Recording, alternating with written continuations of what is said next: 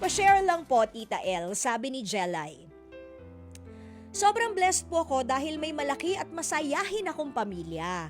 Kaya naman nalungkot po ako nung ako'y nang ibang bansa. Akala ko hayahayang buhay dahil sa laki ng kikitain ko sa Dubai.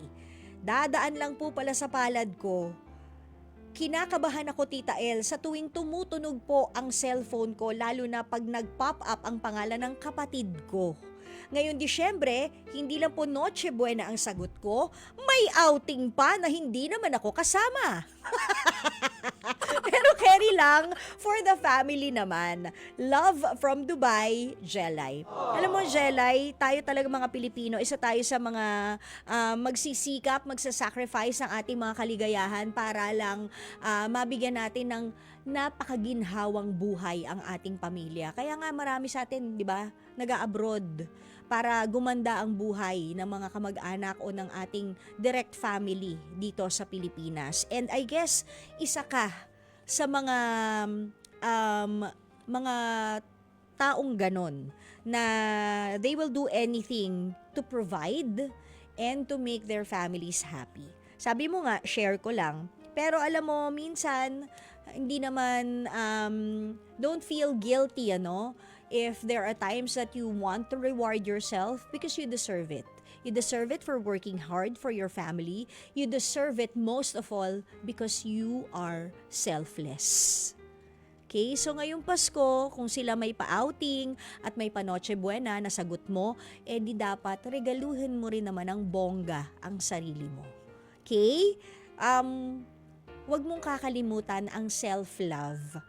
Bigyan mo ng time din yung sarili mo para hindi ka maubos. Okay?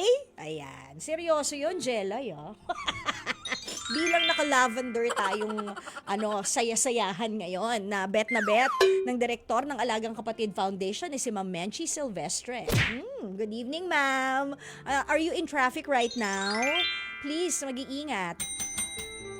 Okay, eto, sabi ni Verna Liza. Wow, ang ganda ng pangalan. Parang yung kumanta ng Panahon na may pag-asa pang matatanaw. Diba? Ng pagkakaisa bawat umaga, bagong araw. Parang hindi na yata tama yung lyrics na kapit kamay, ganon.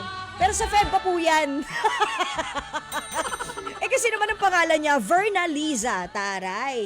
Pwede rin, Verna Varga. Uy, magaling kumanta yun. Idol ko yung sexy-sexy pa, di ba? Si Vernie Varga. Anyway, sabi ni Verna Liza, Tita El, nais ko lang po ibahagi ang problema ng kaibigan ko at sana makapagbigay din ng babala sa iba. Mahilig po yung mag-London.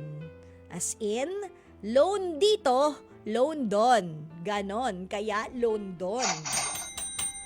Ilang beses ko na po siyang sinabihan, ako paulit-ulit na lang. Para sa akin, hindi naman masama na mangutang, pero wag naman sagarin hanggang wala nang makain. Lahat ng pwedeng mautangan, pinatulan, lalo na po yung mga loan apps. Kaya stress drillon ang lola mo, kahit payday. Concerned friend, pero imbierna, Verna Liza. Okay, Verna Liza, bakit ka kaya nai-stress o renya drilon sa iyong kaibigan, pati ba ikaw ay inuutangan na rin? Okay? I know hindi rin natin mapigilan minsan na maapektuhan sa mga pinagagawa ng mga, lalo na kung bestie natin siya, di ba? At kahit na anong sabi mo, kahit na anong pangaral mo, hindi nakikinig sa'yo, isipin mo na lang na ganito, you did your best. But I guess, your best was not enough. I did my best, but I guess my best wasn't good enough. Ganun.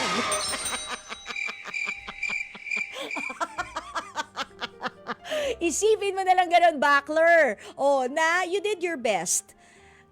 Pero, siya yung ayaw makinig sa'yo, nakailang pangaral na, di ba? Minsan kasi may mga taong hanggat hindi nauuntog, hindi magtatanda. Hayaan mo siyang mauntog. Pero kapag nauntog na, wag mo nang sumbatan ng sabi ko sa iyo hayaan mo na lang siya because kapag nauntog na siya, she will realize that it is always just out of concern kung bakit mo siya pinagsasabihan. Hayaan mo na siya. Gusto niya mangutang ng mangutang, basta wag kanyang uutangan at wag ka namang marupok. Baka naman bestie, sabi ko na utang, wag mo siya papautangin. Sabihin mo, wala rin ako ngayon. Sorry ka. O, di ba? O, tapos. Hayaan mo siyang mauntog. Minsan kasi talaga ganyan. Pinagsabihan mo na't lahat dahil nga concerned ka, ikaw pa yung masama. O, di hayaan mo siya. Ha mo siya mauntog.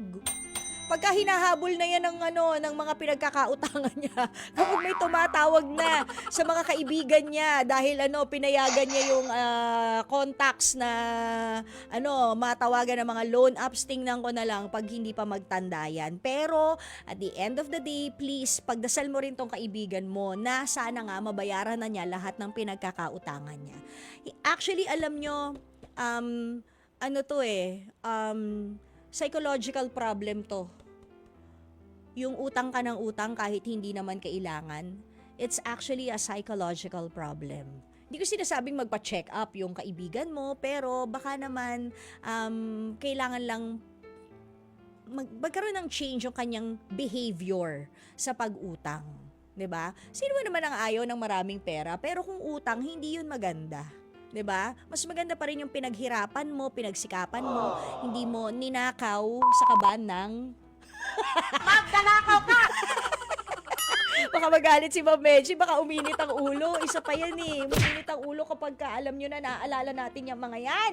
Hay nako, the word of the year, flood control project. O siya. Mga kapatid! Dito tayo sa totoo. O, yan yun yung boses. Pagbigyan nyo na, minsan lang naman yan. Siyempre, dito tayo sa True FM, hindi ba? Like, share, subscribe, follow ang ating mga social media accounts, ha? At True Network PH. Yun lang ang keyword na hahanapin nyo. TrueNetwork PH. O, like, share, follow, subscribe para bongga talagang level sa atin. Sa FB, sa IG, sa X na dating Twitter, sa YouTube and TikTok, pati na rin sa mga podcast. Dito tayo sa